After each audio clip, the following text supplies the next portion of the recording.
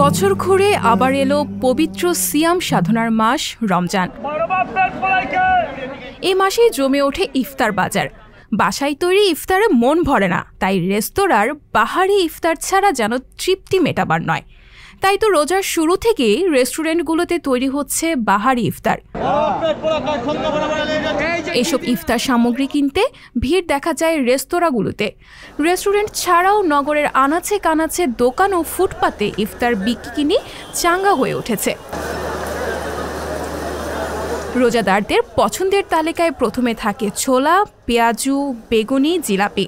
স্পেশালের মধ্যে রয়েছে হালিম, কাবাব, ভুনা খিচুড়ি, মোরগ পোলাও। এছাড়াও থাকে বাহারি শরবত। দুপুর 2টা থেকে ইফতারের বিভিন্ন পসরা নিয়ে ইফতারের বাজার শুরু হয়। রোজাদারদের ব্যস্ত কেনাকাটায় বেশ জমকালো ব্যবসা হয় মাগরিবের আজান দেওয়ার আগ মুহূর্ত পর্যন্ত। সঞ্জিতা শম্পা, সংবাদ প্রকাশ।